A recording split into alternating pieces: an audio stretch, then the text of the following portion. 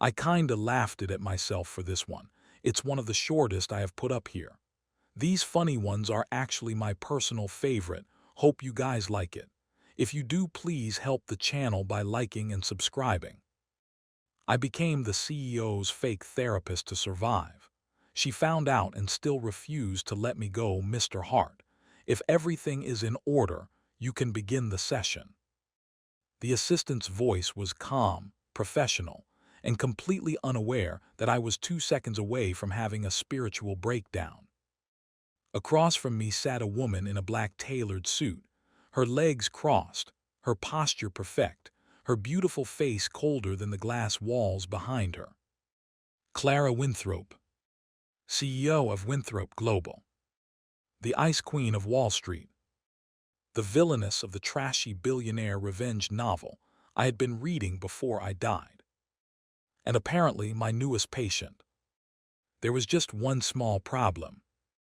I was not a therapist. 3 days ago, I was an overworked customer service rep eating convenience store noodles at 2 a.m. while hate-reading a novel called The CEO's Broken Obsession. The next thing I knew, I woke up in the body of Leo Hart, a fraudulent trauma specialist who had somehow tricked half the city's rich people into paying him obscene hourly rates.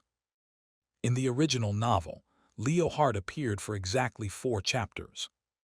Chapter 1, he becomes Clara Winthrope's private therapist. Chapter 2, he sells her confidential notes to the male lead, Adrian Vale. Chapter 3, Clara discovers the betrayal. Chapter 4, Leo disappears from society forever after being professionally, financially, and legally annihilated. The book never confirmed whether he died, which, in my opinion, was not comforting. So when I opened my eyes in Leo Hart's office and saw Clara Winthrope sitting across from me, I made a life-changing decision. I would confess. Immediately. No lies, no fraud, no doomed villain-side character nonsense. I would tell her I wasn't qualified, apologize, refund her money, and flee to a small town where no CEO, male lead, or plot point could ever find me. I opened my mouth. Ms. Winthrope, before we begin, there's something important I know. Her voice cut through the room like a scalpel. I froze. You know. Clara looked at me with those pale gray eyes, calm and unreadable. You're not a real therapist. My soul nearly left my body. The assistant beside the door went stiff. My fingers tightened around the leather notebook in my lap. This was it.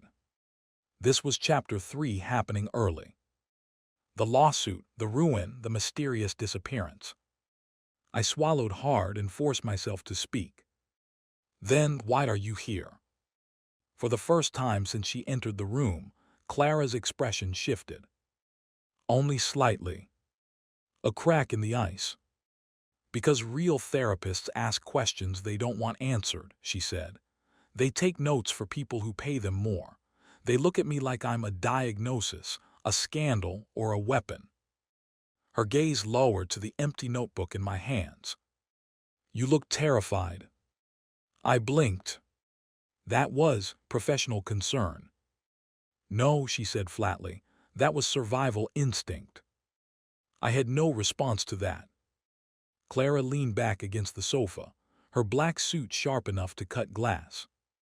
So, Mr. Hart, since neither of us is pretending anymore, let's be practical. My mouth went dry. Practical how? I need someone to listen. That's usually what therapists do. You are not a therapist. Right, yes, good point. I need someone who does not belong to my board, my family, my enemies, or Adrian Vale. The name hit me like cold water. Adrian Vale. The novel's male lead. Handsome, charming, brilliant. Also secretly a manipulative psychopath who planned to use Clara's trauma to take over her company, ruin her family, and then save her from the wreckage he created.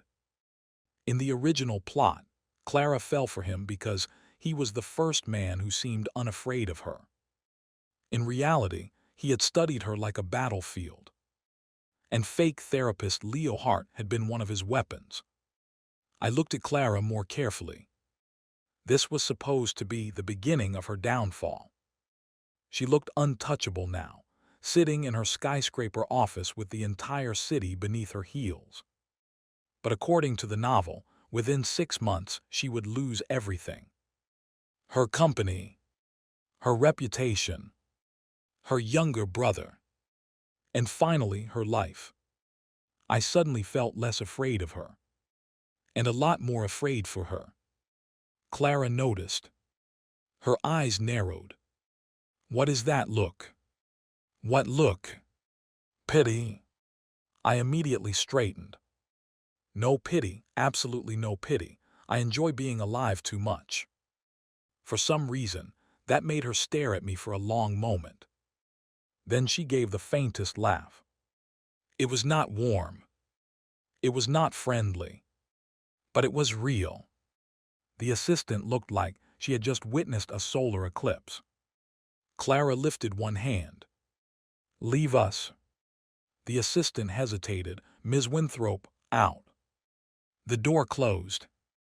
Now it was just the two of us. The fake therapist and the doomed CEO. I should have run. Instead, I asked, what do you want to talk about?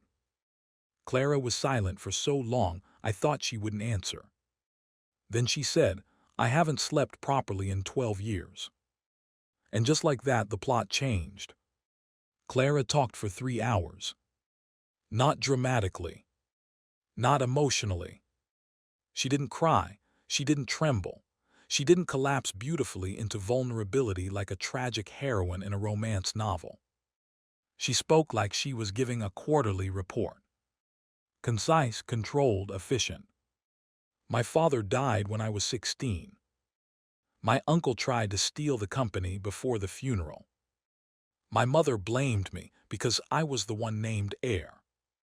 My younger brother stopped speaking for 3 years. The board still believes I am temporary. Adrian Vale has requested 5 private meetings in 2 weeks. At that last sentence, my spine went cold. In the book, Adrian's first move was exactly that. 5 casual meetings. Each one designed to make Clara feel watched, understood, and slowly isolated from everyone else. I forced myself to keep my voice steady. And do you want to meet him? Clara's gray eyes lifted. No. Then don't. She stared at me. I stared back. The room went quiet. Finally she said, that's your advice? Yes. No analysis. You said you don't want to meet him, so don't meet him. He is the largest private investor in the Eastern tech sector. Then reject him in a very expensive font. Clara's lips parted slightly. For one terrifying second, I thought I had offended her. Then she turned her face away. Her shoulders moved once. Was she laughing? No way. Impossible. Ice Queen CEOs did not laugh at fake therapists who were one wrong sentence away from legal execution. But when she turned back, the corner of her mouth was slightly raised. Reject him in a very expensive font, she repeated. Preferably embossed. Noted. Something strange happened after that. The appointment ended. I survived. And Clara paid me double. I tried to refuse the money. She ignored me. I tried to resign. She ignored that too. The next morning, I arrived at my shabby office and found the locks changed. For one brief, beautiful moment, I thought she had fired me. Then a black car pulled up to the curb. Clara's assistant stepped out. Mr. Hart, Ms. Winthrope has purchased this building. I stared at her. She what? She found the security inadequate. It's a counseling office, not a military base. Ms. Winthrope disagreed. Before I could process that, movers began carrying out my furniture. My things. They are being relocated. To where? The assistant gave me a sympathetic look. To Winthrope Tower. My blood ran cold. Why? Ms. Winthrope said your office should be closer. Closer to what? The assistant paused. To her. That was when the alarm bells in my head began screaming. This was not recovery. This was containment. My new office was on the 72nd floor of Winthrope Tower, right beside Clara's private CEO suite. It had floor-to-ceiling windows, a sofa that probably cost more than my original annual salary, a hidden kitchenette, a private bathroom, a nap room, and a panic button under the desk. A panic button. For me. I stared at it. The assistant cleared her throat. Ms. Winthrope said you startle easily. I do not startle easily. At that exact moment, Clara entered without knocking. I flinched so hard I nearly dropped my coffee. The assistant looked away. Clara looked at me. Startled response confirmed. I want a lawyer.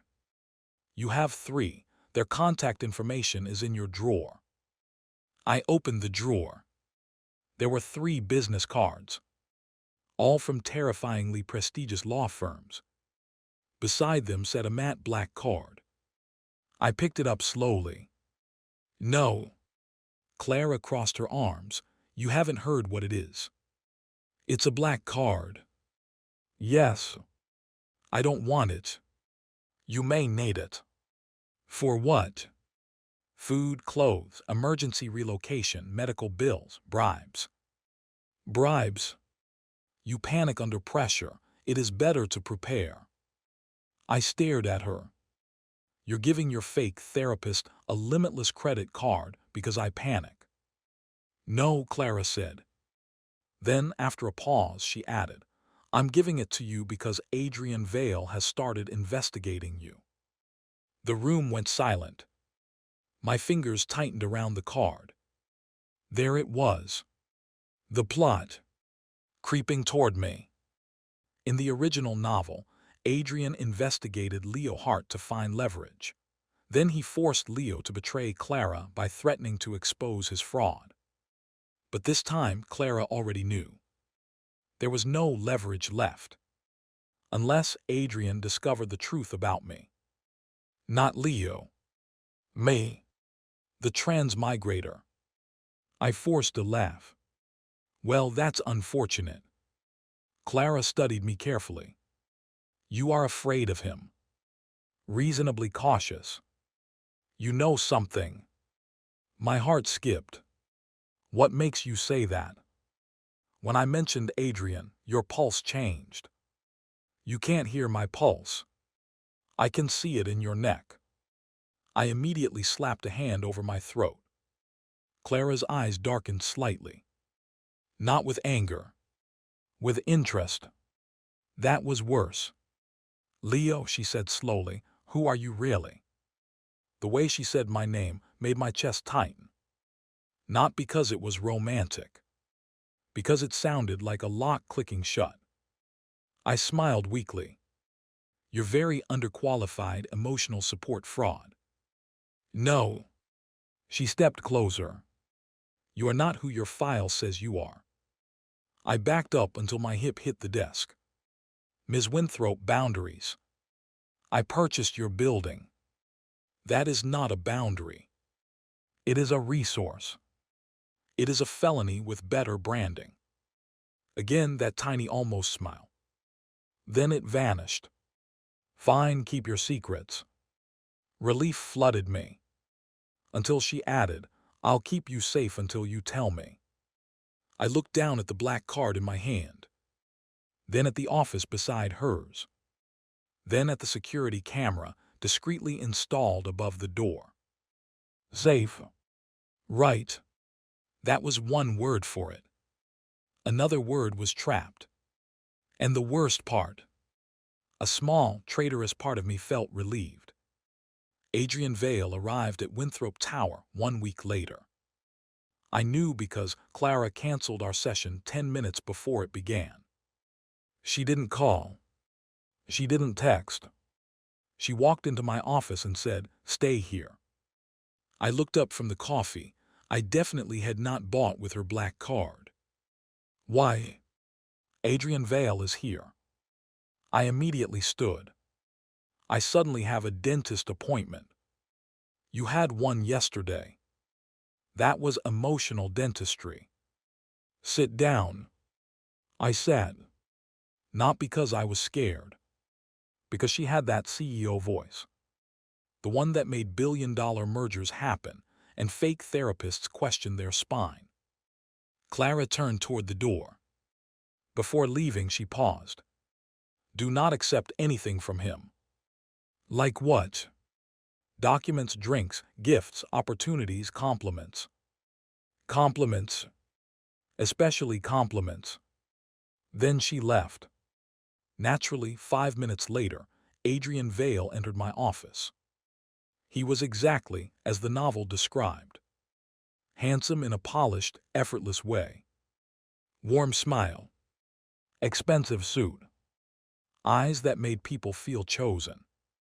He looked around my office and let out a soft laugh.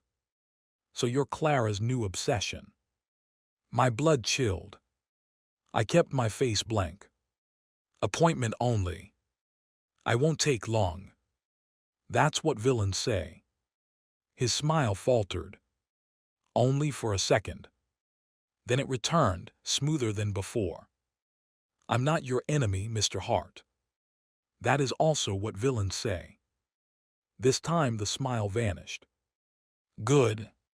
I was learning. Adrian stepped closer and placed a folder on my desk. "I know your credentials are fabricated." I glanced at the folder. Then back at him. "Yes." He blinked. Clearly, he had expected panic. Unfortunately for him, I had been panicking for 7 consecutive days. I was building tolerance. "You admit it." "To you, no, to myself, constantly." His eyes sharpened. "I can ruin you. Join the line. Clara will throw you away once she knows." "She already knows." For the first time, Adrian looked genuinely surprised. It was beautiful. I almost wished I had popcorn. Then the door opened. Clara stood there. Her expression was calm. Her aura was not. It filled the room like winter. "Mr. Vale," she said, "why are you in my therapist's office?" "My therapist." "Not my fake therapist." "Not Mr. Hart." "My therapist." Adrian recovered quickly. "Clara, I was only concerned. This man is deceiving you." "I know. He has no license." "I know. He fabricated his entire professional history." "I know." Adrian's mask cracked. "Then why keep him?" Clara looked at me. For 1 second, the coldness in her eyes softened. Then she said, "Because he has never once used my pain against me." My throat went tight. Adrian's face darkened. "That's a low standard. It is one you failed to meet." Silence. Then Clara lifted one hand. Security entered immediately. "Escort Mr. Vale out."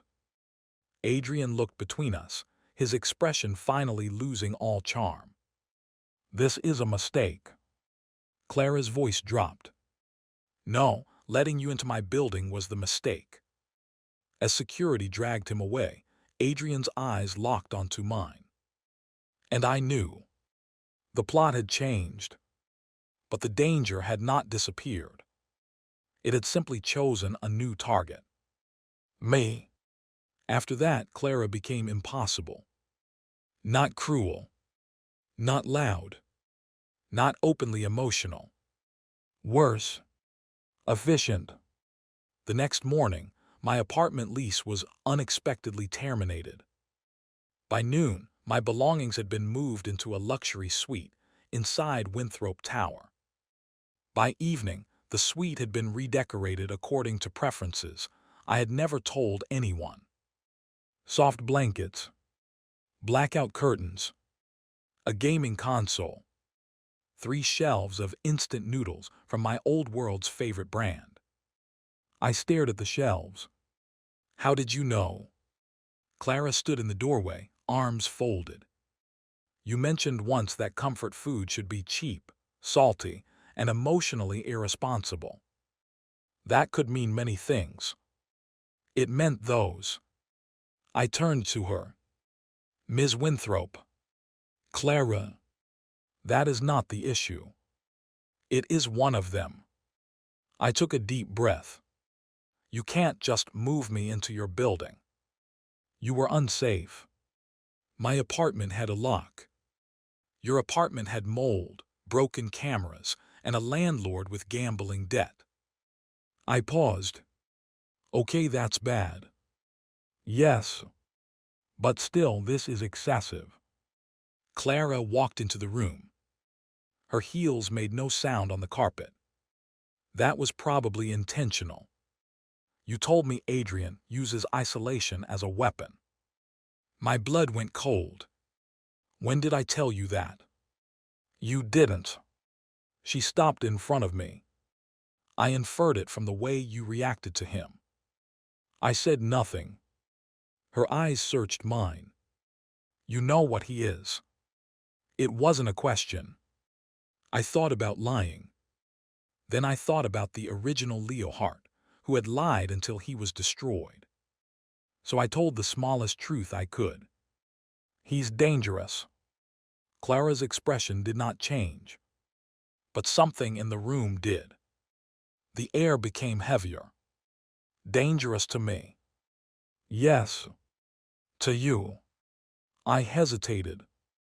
That was answer enough. Clara's fingers curled. Then you will stay here. No. Yes. You are not my warden. No, she said quietly. I am the person making sure you live long enough to argue with me tomorrow. That shut me up. Because beneath the command, beneath the coldness, beneath the terrifying money and power, there was fear. Real fear. Clara Winthrope, who faced hostile boardrooms without blinking, was afraid. For me. And that was much harder to fight than arrogance. I looked away first. This isn't healthy. I know. You admit that. Yes. Then why are you still doing it? For a long moment, she said nothing. Then Clara looked at me with those unreadable gray eyes and said, because every time you leave my sight, I imagine all the ways he could take you from me. My heart missed a beat. From me. Not from the company. Not from the case. From me. The silence stretched between us. Then Clara seemed to realize what she had said.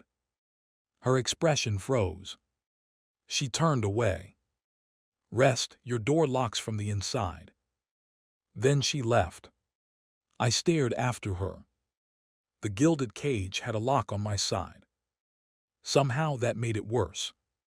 Because now staying felt like a choice. I found the first clue in her nightmares.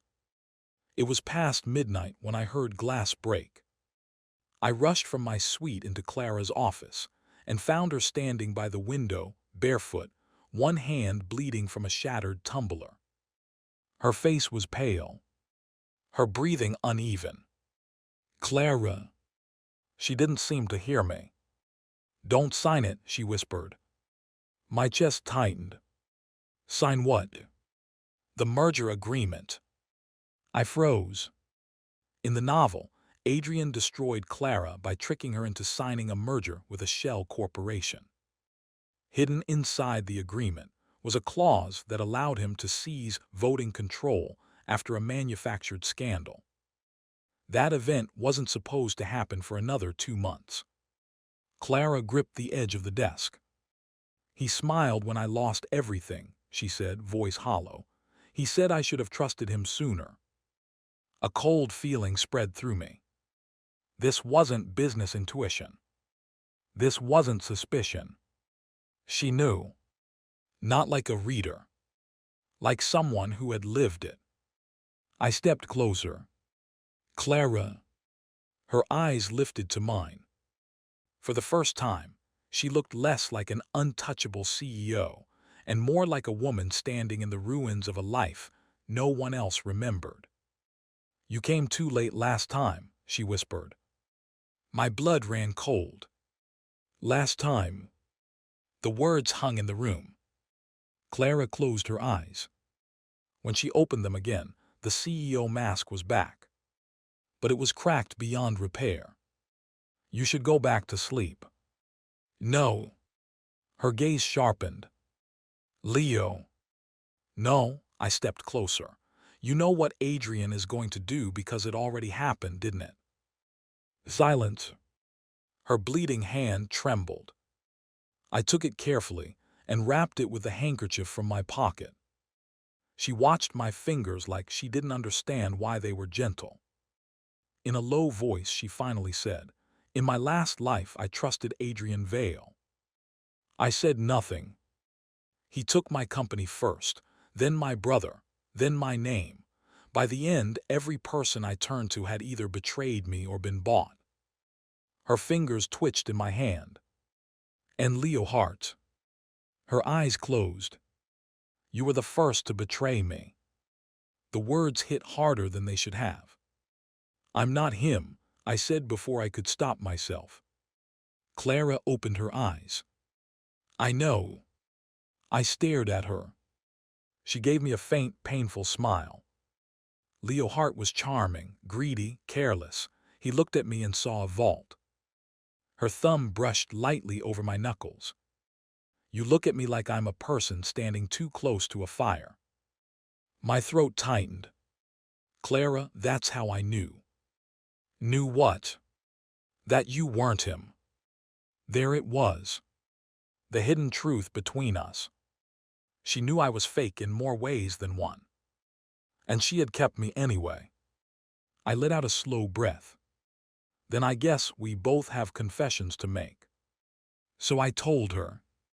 Not everything. Not at first. But enough. Another world. A novel. Her life written as tragedy.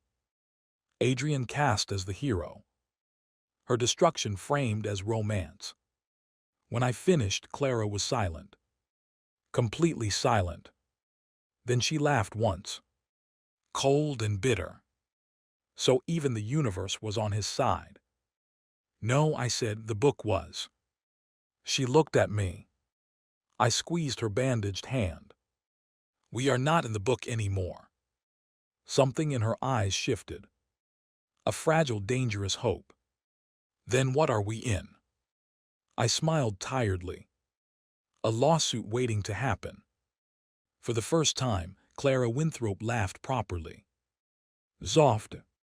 Brief. Beautiful. And I knew I was in trouble. Because I wanted to hear it again. After that night, our arrangement changed. Officially, I was still Clara's private emotional consultant. Unofficially, I became her co-conspirator. I knew the book. She knew the previous timeline. Together, we were a nightmare for anyone stupid enough to follow the original plot. When Adrian tried to approach her brother, Clara had already moved him into a secure recovery facility overseas. When Adrian shorted Winthrope stock before leaking a scandal, Clara leaked proof of his market manipulation first. When one board member attempted to sell company secrets, I casually mentioned, "He gives off betrayal in Chapter 30 energy." Clara had him investigated within the hour. He was arrested by lunch. She was terrifying. I admired her deeply. Which was unfortunate, because admiration was dangerous. Admiration made me notice things. Like how Clara always put my coffee on the left side, because I reached with my left hand when tired. How she lowered the office temperature when I looked sleepy, because warmth made me nap. How she stopped wearing sharp perfume after I once coughed during a session. How she claimed she wasn't attached while reorganizing an entire executive floor around my mental comfort. One evening, I found a new contract on my desk. Employment agreement. Position, personal emotional anchor. Salary absurd. Benefits obscene. Housing permanent. Security mandatory. I looked up slowly. Clara sat across from me, perfectly composed. No, you haven't read it. I read the job title.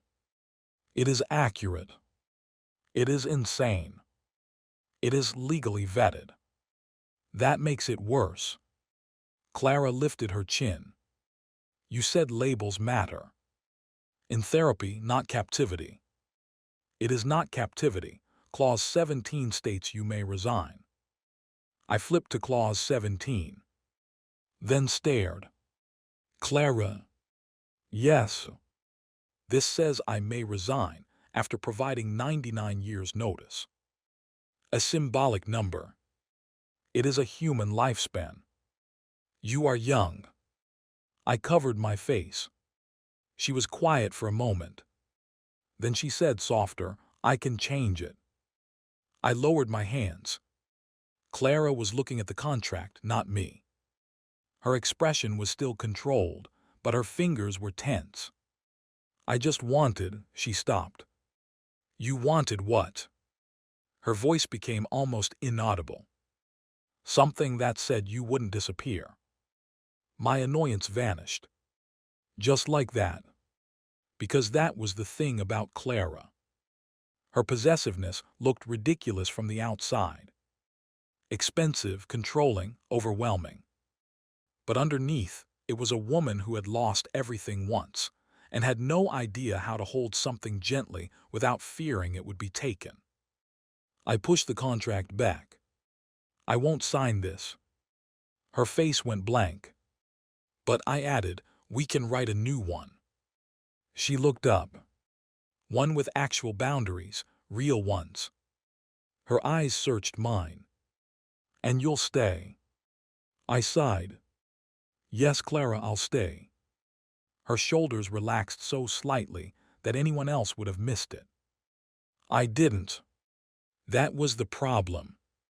I was starting to understand her too well. Adrian Vale became desperate. Ruined investments. Failed scandals. Broken alliances. Every move he made, Clara countered before he finished making it. In the original story, he had been the brilliant hero who always stood 3 steps ahead. In this timeline, he was a man playing chess against 2 cheaters with copies of the rulebook. So he abandoned strategy and went straight for me. It happened on a rainy night. I had gone downstairs to buy coffee from the cafe across the street because despite Clara owning 6 espresso machines, none of them tasted like cheap survival. A black van pulled up. 2 men stepped out. Before I could react, one grabbed my arm. I had exactly enough time to think, Clara is going to be furious. Then the street exploded into motion. 3 black SUVs boxed in the van. Security guards appeared from nowhere. The cafe barista pulled out a taser. The old man reading a newspaper stood and revealed an earpiece. Even the homeless guy under the awning turned out to be part of Clara's security team. Within 20 seconds, the attackers were face down on the pavement. I stood there in the rain, holding my coffee completely numb. A familiar black car pulled up. Clara stepped out. No umbrella. No coat. Just fury. She crossed the street and grabbed my shoulders, looking me over with shaking hands. Are you hurt? No. Did they touch you? One grabbed my sleeve. Her eyes turned murderous. Clara. I'll destroy him. Clara. I'll destroy everyone he knows. Clara. She finally looked at me. I lifted my coffee. I didn't spill it. For 1 second, her expression went blank. Then she hugged me. Hard. Right there in the rain. In front of security, fake baristas, undercover guards, and 2 kidnappers who were probably rethinking their career choices. Her arms locked around me like she could physically keep the world away. I should have joked. I should have complained. Instead, I hugged her back. "You're okay," she whispered. "I'm okay. You're really okay. I'm really okay." Her fingers tightened in my coat. And that was when I realized the most dangerous part of Clara Winthrope's trap. It wasn't the money. It wasn't the security. It wasn't the contracts or the tower or the black card. It was this. The fact that being held by her felt like coming home. Adrian's failed kidnapping gave Clara everything she needed. Police evidence, financial records, witnesses, a direct link between Adrian Vale and multiple crimes from both timelines. Within a week, his company collapsed. Within a month, he was arrested.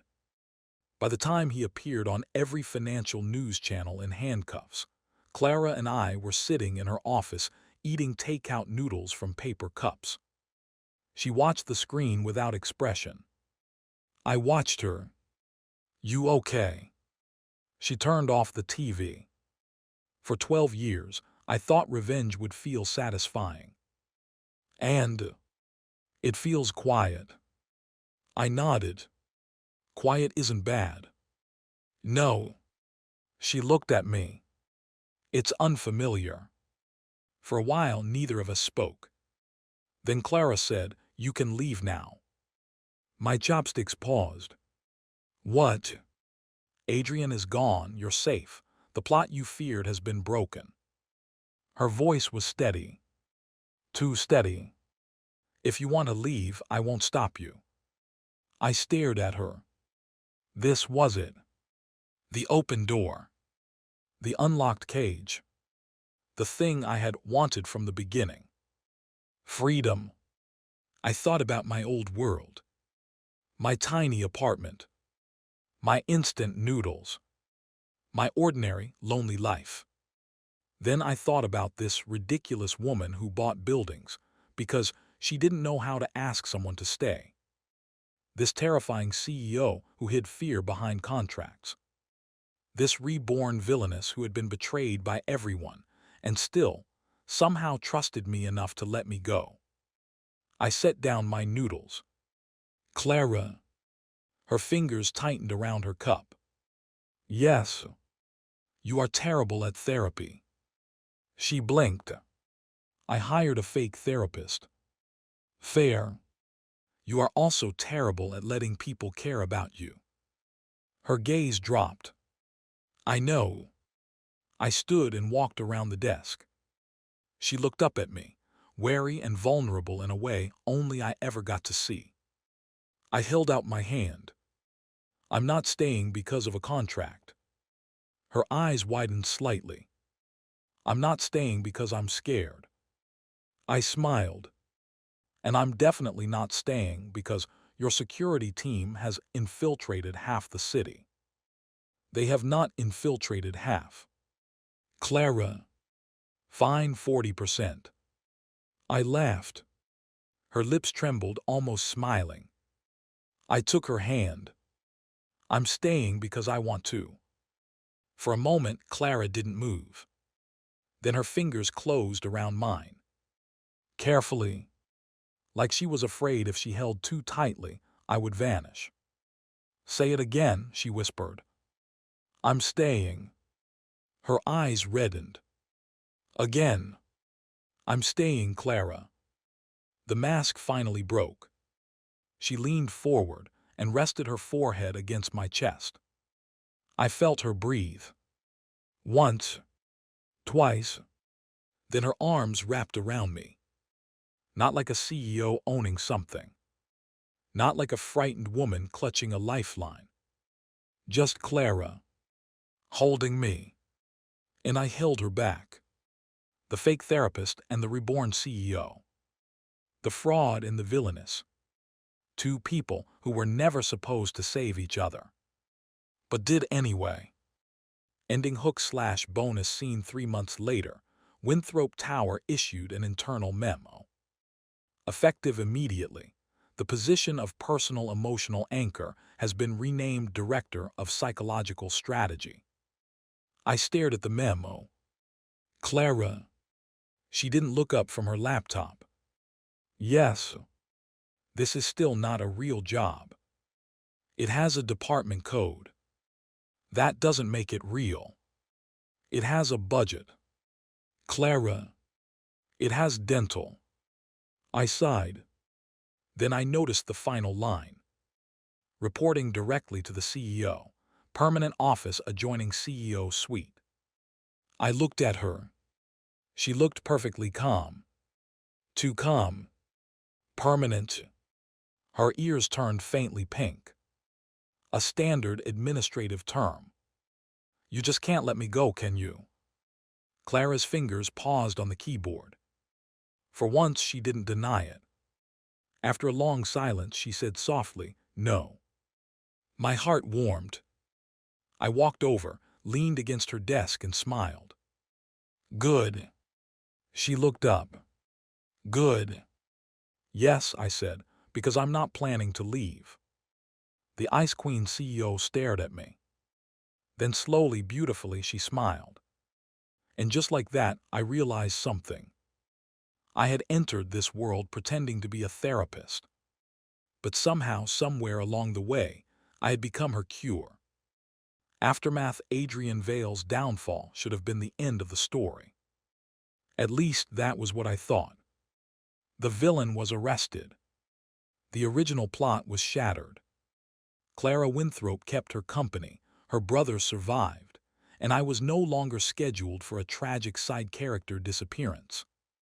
For the first time since transmigrating into this ridiculous billionaire novel, I woke up without expecting a murder attempt before breakfast. It was peaceful. Suspiciously peaceful. Which was why, when I opened my eyes and found Clara sitting beside my bed with a laptop, 3 legal folders, and a cup of coffee she definitely didn't make herself, I immediately became alert. Clara. She didn't look up. Good morning. Why are you in my room? Our room.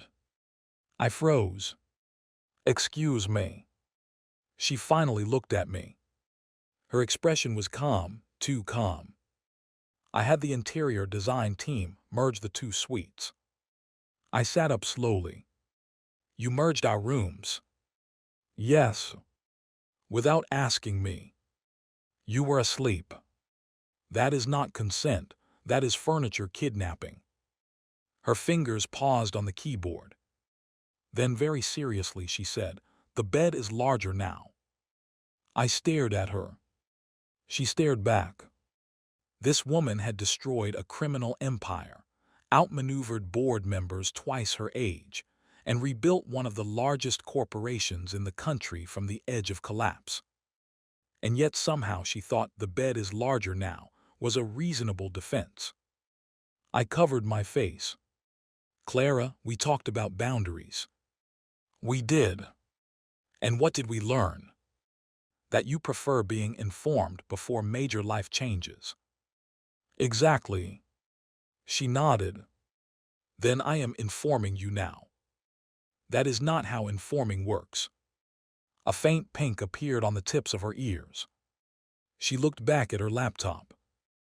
I'll do better next time. I sighed. The worst part was she meant it. Clara Winthrope was not easy to love. She was intense, overprotective, emotionally constipated, and had the terrifying habit of solving personal problems with corporate acquisitions. But she was trying. Actually trying. So instead of arguing further, I reached for the coffee beside her. She immediately moved it closer to my hand. No hesitation. No comment. Just that small, quiet attentiveness that always made my chest feel strangely warm.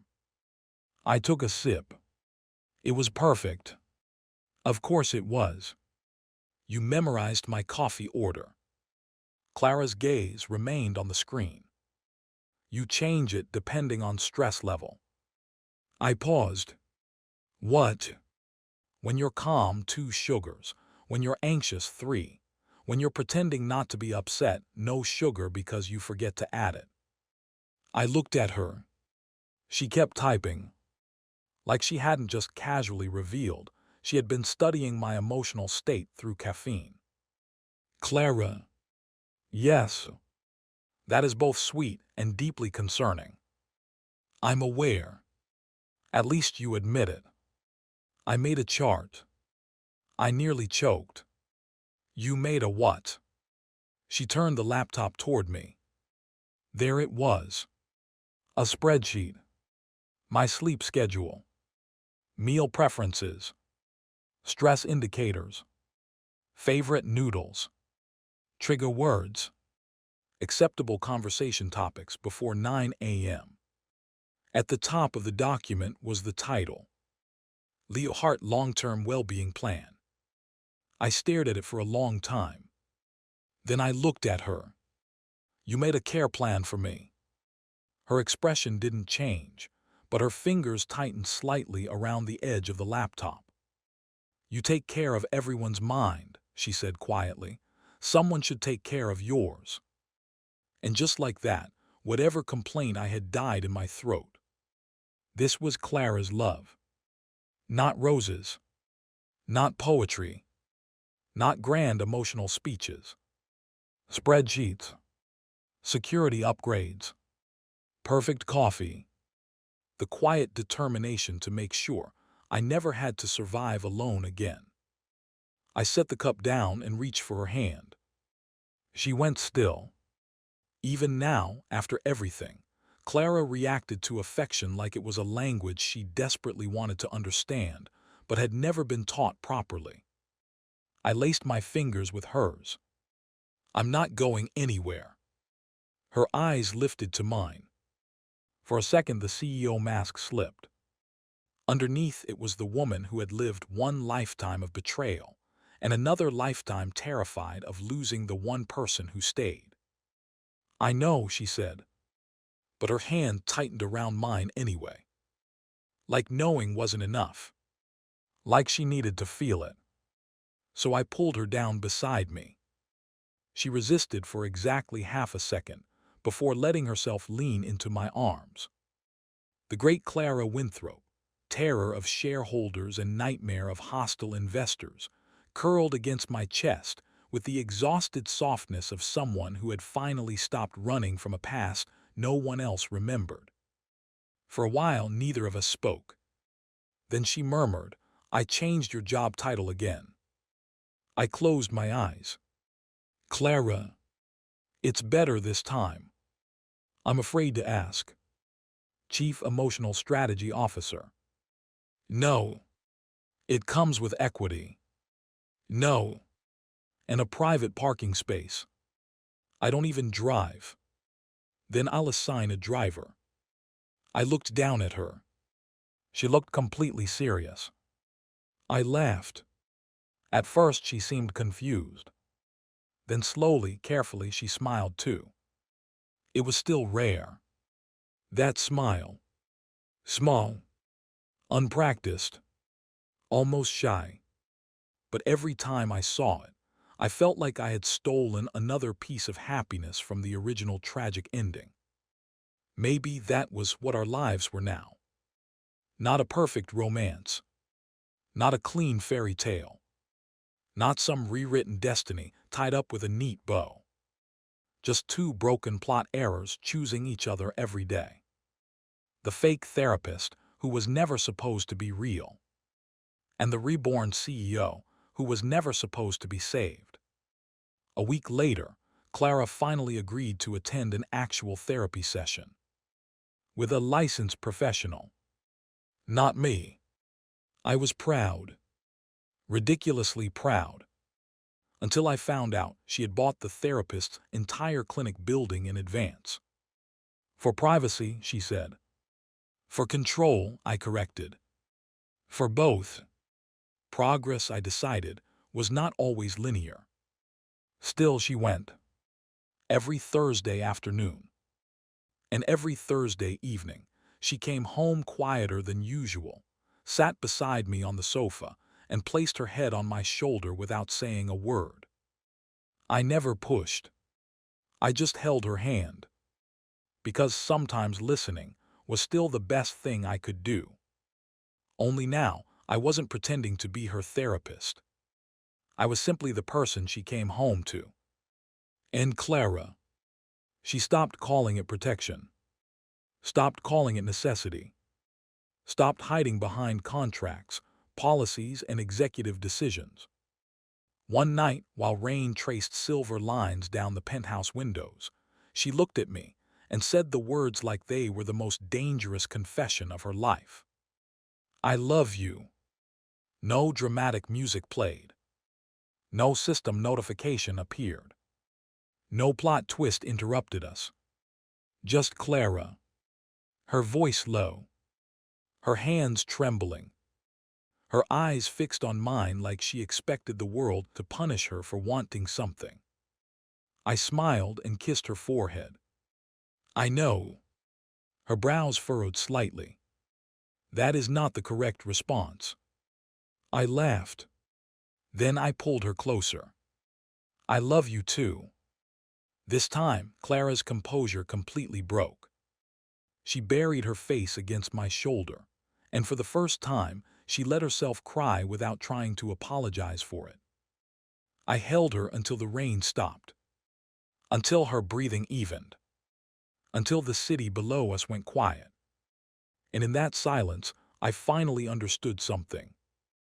I had spent so long trying to survive the story that I hadn't realized when the story stopped being a prison. This world was no longer a novel. Clara was no longer the villainess. I was no longer the fake therapist. And the ending. I entered this world as a fraud pretending to heal her. But in the end, Clara Winthrope didn't need a perfect therapist. She needed someone who would stay. And somehow, so did I. Would you stay if a cold CEO knew all your secrets, but still chose to protect you?